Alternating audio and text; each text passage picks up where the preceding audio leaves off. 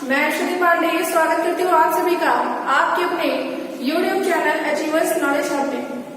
दोस्तों, आपका बहुत बहुत शुक्रिया। आपसे मैंने जो नाम पूछा था, बहुत सारे लोगों ने बढ़ चढ़ कर हिस्सा लिया इसमें, और उसमें से कुछ नाम जो है वो सेलेक्ट किए गए हैं। वो नाम को डिसाइड करके फिर आपको इन्फॉर्म किया जाएगा कि कौन सा नाम आपके प्लेटफॉर्म का रखा जाएगा। कई लोगों ने ये पूछा कि ये नाम में क्या प्रॉब्लम है, लेकिन नाम में कोई प्रॉब्लम नहीं है। प्रॉब्लम है यूट्यूब की तरफ से, क्योंकि कुछ समस्याएं आ रही है जिसकी वजह से नेम को थोड़ा सा चेंज करना पड़ेगा। ठीक है, और अनलॉक 1.0 शुरू हो चुका है, और आपको मैं गुड न्यूज दे दूं कि सभी के चेहरे पर 1 जून से एक मुस्कुराहट है कि चलिए, जो अभी तक हम घर में थे, आज हम थोड़ा सा बाहर हैं। आज आप कहीं ना कहीं निकल पा रहे हैं और कई सारी चीजों में छूट दे दी गई है, तो बहुत अच्छी बात है। लेकिन छूट तो मिल गई है और यहाँ से आपकी जिम्मेदारी बढ़ गई है। जिम्मेदारी ये बढ़ गई है कि अब आपको और सतर्कता के साथ में काम करना होगा।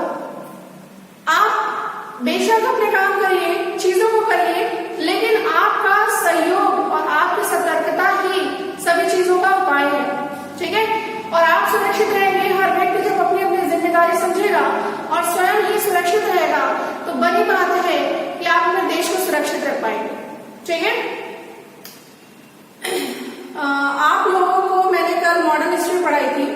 मॉडर्न हिस्ट्री में मैंने नेशनल मूवमेंट यानी राष्ट्रीय आंदोलन शुरू किए थे, और राष्ट्रीय आंदोलन में हम लोग 1905 से लेकर 1910 तक चल चुके थे। ठीक है, तो आज हम लोग 1910 से लेकर 1914 तक चल रहे हैं।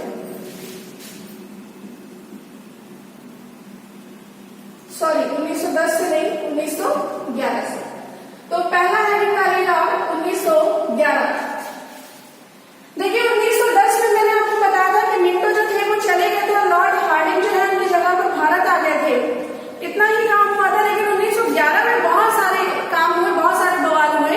तो पहला पॉइंट इसमें लिखिएगा, 1911 में पहला पॉइंट लिखिएगा। लेकिन भारत की राजधानी एवं सुप्रीम कोर्ट को कलकत्ता से दिल्ली स्थानांतरित यानी शिफ्ट किया गया। पॉइंट नंबर 2, जॉर्ज पंचम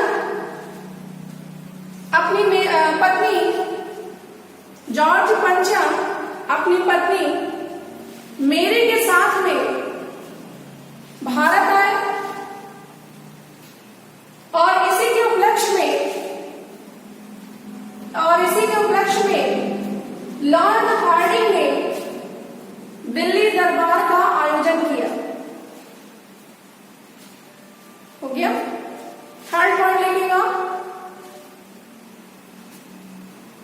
इलाहाबाद के नैनी से पहला कॉमर्शियल प्लेन उड़ाया गया। 14 पॉइंट लिखिएगा, कलकत्ता अधिवेशन में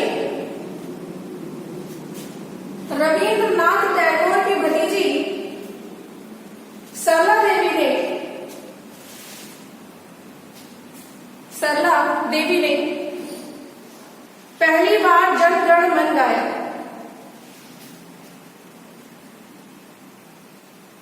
नेक्स्ट पॉइंट, 1911 में ही भारत का पहला राष्ट्रीय आंदोलन समाप्त हुआ और बंग भंग का ऐलान किया गया। बंग भंग का मतलब जो बंगाल का विभाजन किया गया था, उसके अनाउंसमेंट को भंग कर दिया गया, मतलब डिस्पोज कर दिया गया। ठीक है, तो ये 1911 लिख लिया आपने। ठीक है, अब आते हैं हम लोग 1912 में।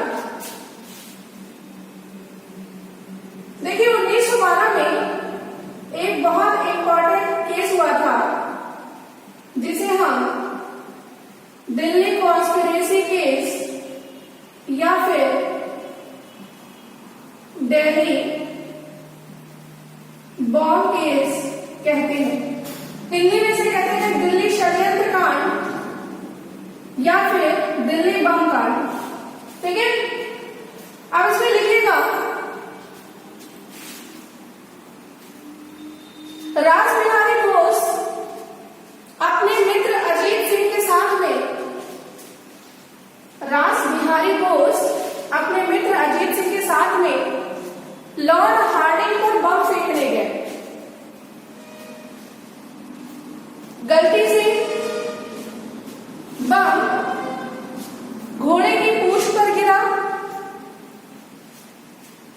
लॉर्ड हार्डिंग तो घायल हो गए, परंतु घोड़े की मृत्यु हो गई।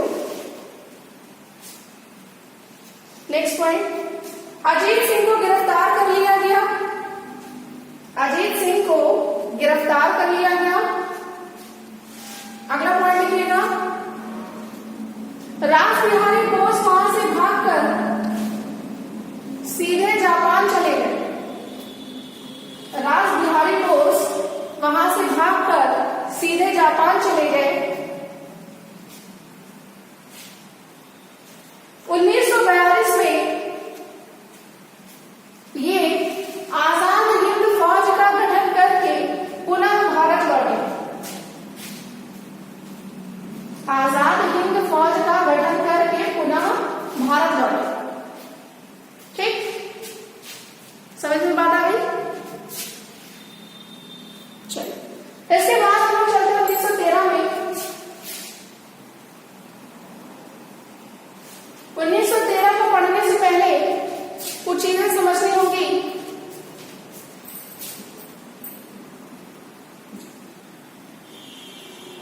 देखिए, 1913 में जो टर्की था यानी तुर्की, यहां पर खलीफा को बचाने का प्रयास हो रहा था।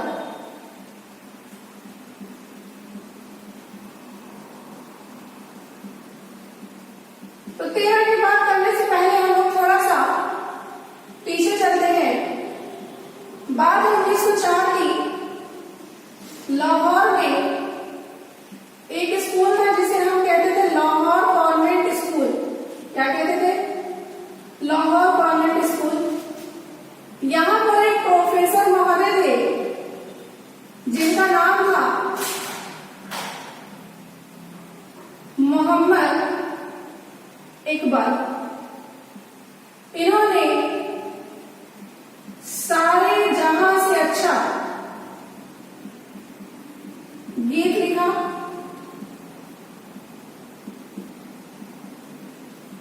ठीक है, आपसे एक बार क्वेश्चन पूछा जाता है, ये सारे जहां से अच्छा ये जो गीत है किस पुस्तक से लिया गया है? तो ये पुस्तक थी तराना-ए-हिंद। कौन सी पुस्तक थी? तराना-ए-हिंद। ठीक है, उर्दू में लिखी गई थी ये पुस्तक। फिर आगे देखिएगा, लाहौर कॉन्वेंट स्कूल में ही एक स्टूडेंट पढ़ता था जिसका नाम था लाला हरदयाल। इसी ने सबसे पहले सारे जहां से अच्छा गीत गाया। सारे जहां से अच्छा गीत गाया। अब देखिए एक चीज समझिएगा, जब सारे जहां से अच्छा गीत गाया जा रहा था तो ब्रिटिशर्स बहुत परेशान हो गए। क्यों? क्योंकि देशभक्ति की भावना जो है लोगों में, जब ये गीत गाया जाता था लोगों के रोंगटे खड़े हो जाते थे और देशभक्ति की भावना जगने लगती थी। तो ब्रिटिशर्स ने सोचा कि ये तो बच्चा है, अगर हम इसे कुछ करते हैं तो समस्या हो जाएगी। तो उन्होंने एक इसका निदान निकाला। 1907 में इन्होंने लाला हरदयाल को उसके पूरे परिवार के साथ में भारत से निकालकर यूएसए के सैन फ्रांसिस्को भेज दिया। ठीक है, तो यहां मैं लिख दे रही हूं 1907 में अंग्रेजों ने लाला हरदयाल को उसके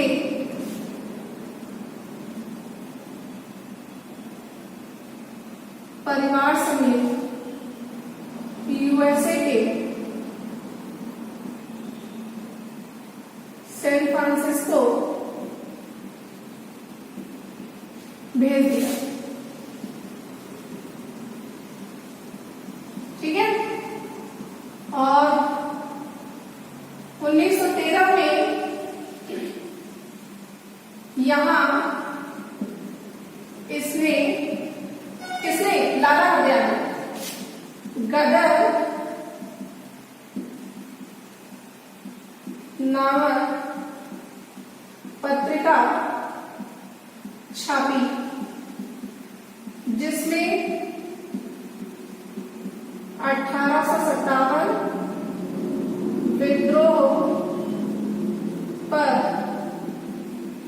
लेख छापे। ठीक। फिर 1914 में देखिए यूएसए के सैन फ्रांसिस्को में ही लाला हरदयाल ने पत्रिका छापी थी जिसका नाम था गदर। अब यूएसए में कुछ और लोग थे जो भारत की आजादी के लिए काम कर रहे थे।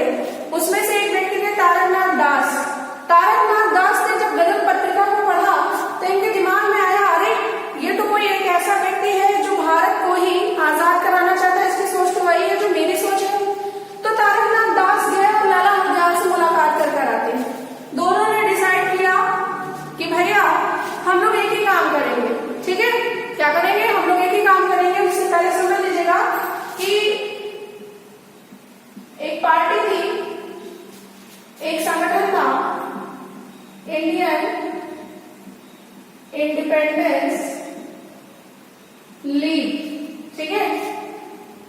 तो ये यूएसए में एक चीज ध्यान रखिएगा, इंडियन इंडिपेंडेंस लीग की स्थापना 2 बार हुई है। एक बार 1914 में यूएसए में हुई है और एक बार 1914 में ही आज के जर्मनी में की गई थी। ठीक है। तो ध्यान रखिएगा। तो जब ये लोग मिल गए तो 3 व्यक्ति थे जिनका नाम था तारकनाथ दास, सोहन सिंह भकना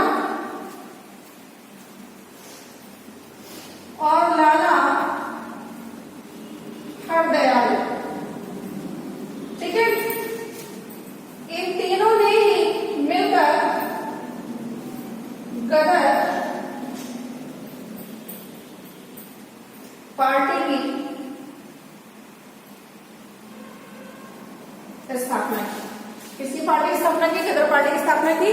अब एक चीज समझिएगा, गदर पार्टी बन भी गई। ठीक है। और गदर पार्टी जब बन गई तो इन लोगों को बहुत खुशी हुई कि हम लोग क्या करेंगे, बहुत ज्यादा आजादी मिल जाएगी हमें। इसकी भूमिका क्या थी ये समझ लीजिए, क्यों पार्टी स्थापित की गई। आपको याद होगा हम लोग बात कर रहे हैं 1914 की, है ना। और प्रथम विश्व युद्ध 1914 से 1918 के मध्य में हुआ था। तो इसका मतलब है कि इस समय पर युद्ध होने वाला था। भारतीयों के दिमाग में ये था कि जब युद्ध होगा तो अंग्रेज जो ब्रिटिश उच्च अधिकारी है वे क्या करेंगे, युद्ध में चले जाएंगे और भारतीय रहेंगे और हम लोग इसी बीच भारत पर अटैक कर देंगे और भारत को अंग्रेजों के शासन से मुक्त करा देंगे। प्लानिंग बहुत अच्छी थी, है ना। लेकिन जब गदर पार्टी बन गई तो सबके दिमाग में आया कि अब तो बहुत अच्छी बात है, अब भारत को जाना है, भारत पर अटैक करना है और भारत को बचा लेना है। तभी एक व्यक्ति था जिसका नाम था आबिदुल्ला। तो आप नेक्स्ट पॉइंट लिखिएगा, अफगानिस्तान से आए हुए आबिदुल्ला ने गदर पार्टी की जानकारी देने के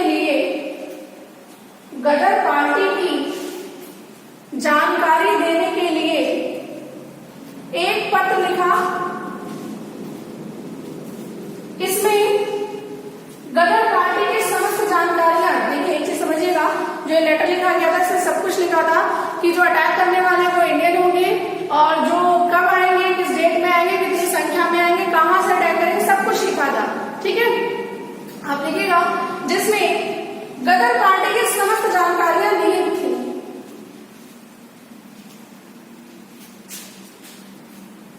यह पत्र भारतीयों की बजाय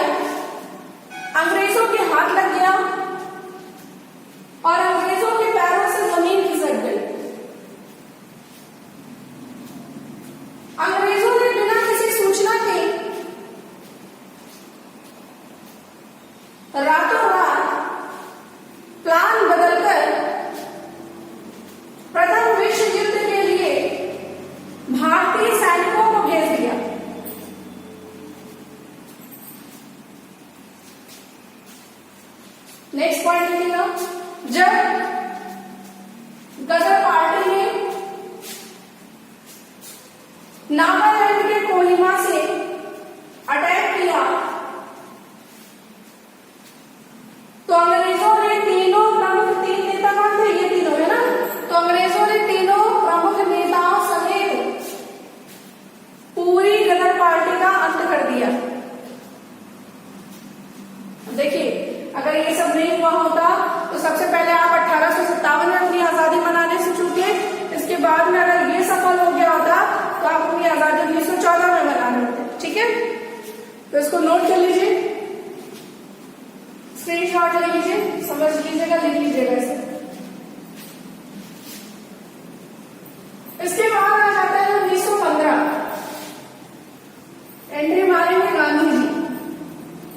1915 से पहले गांधी जी बाहर थे ना, कहाँ थे, साउथ अफ्रीका में, है ना, साउथ अफ्रीका यानी दक्षिण अफ्रीका में थे।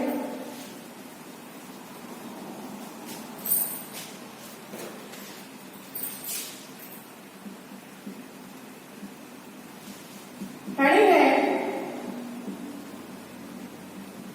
गांधी जी का भारत आगमन। देखिए 7 से 9 जनवरी 1915 की बात है, अहमदाबाद में गांधी जी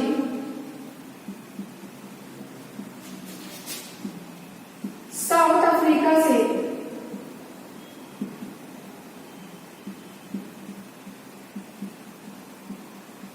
वापस आए। ठीक है, जब ये वापस आए थे तो कुछ ही महीने बाद में एक गांव पड़ता था जिसे जैदपुर कहते थे। कौन सा गांव, जैदपुर। गांव में एक सम्मेलन का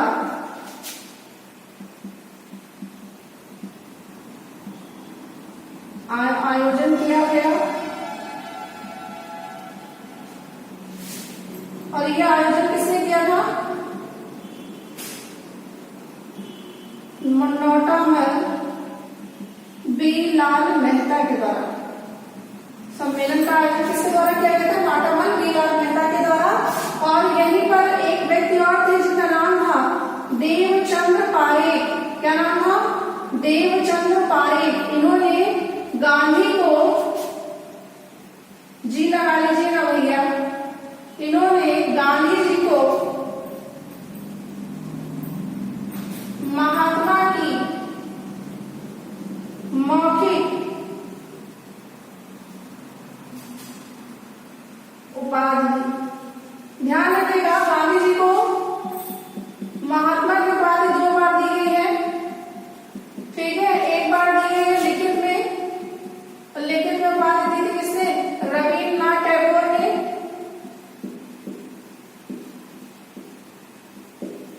और एक बार दी गई है मौखिक में, और मौखिक में दी थी देवचंद्र पारेख। ठीक है, तो ये 1915 तक हो गया। हमने आज 1911 से लेकर 1915 तक पढ़ा। कल के क्लास में हम 1916 से लेकर 1920 तक पढ़ेंगे। ठीक है, देखिए एक बात और समझ लीजिए, छोटे छोटे वीडियोस आपको इसलिए दिए जा रहे हैं ताकि डेली का डेली चीजें आप याद करके उसको समझते चले और रिवीजन करते चले। एक चीज और समझिएगा, आपको नोट्स डेली के डेली मेंटेन करने हैं। इसके अलावा जब आप आज के नोट्स कंप्लीट करेंगे तो आप इससे पहले कल के नोट्स को रिवीजन करेंगे, क्योंकि संस्थान आपका टेस्ट कभी भी ले सकता है और आपके नोट्स को कभी भी देख सकता है। ठीक, यदि आपको वाकई में प्रिपरेशन करनी है तो आपका इस चैनल पर स्वागत है। आप अन्य चैनल की अपेक्षा इस चैनल पर अधिक से अधिक जानकारियां जुटा सकते हैं। और मैं यहाँ तक कह सकती हूँ, यदि इस चैनल का कोई छात्र है तो वो अगर सही से और मन लगा के पढ़ रहा है तो चाहे हिंदी विषय हो चाहे जीएस विषय हो, किसी भी विषय में उसके मार्क्स कम नहीं होंगे और लेखपाल की परीक्षा में उसके मार्क्स और सिलेक्शन दोनों ही कंफर्म होंगे। ठीक है, तो मुलाकात करते हैं